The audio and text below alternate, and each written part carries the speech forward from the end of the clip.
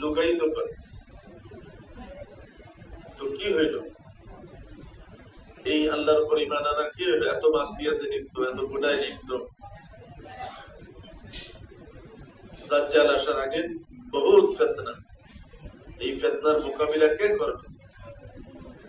একমাত্র তাওহীদ ছাড়া আর মোকাবিলা নেই। আমাদের শক্তি দুর্বল, আমাদের কাছে কি আছে?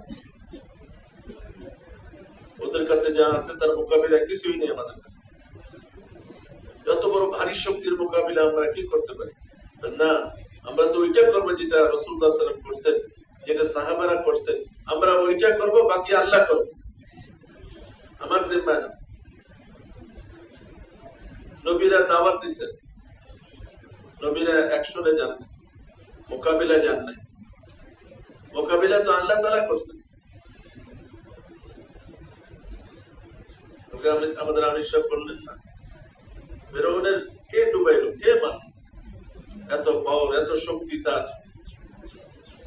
কত শিশুকে সে হত্যা করছে, এত বড় জালিম, কত মহিলাদেরকে সে ধ্বংস করে দিচ্ছে। একটা সময় আসছে তারটা আর চলে নাই, তখন আল্লাহটা চলছে। আল্লাহ তাআলা বললেন, পানি ধরো, এরে ধরো,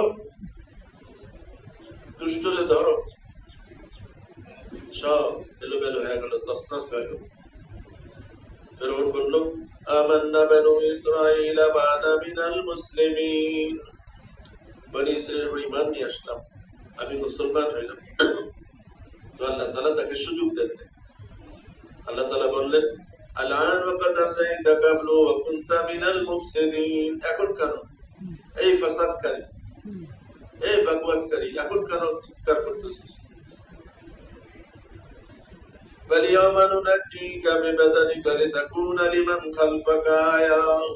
তোর লাশ কিয়ামত পর্যন্ত রাখবো, মানুষ যেন শিক্ষা নেয় যে আমার সাথে বাটপারি কি হয়।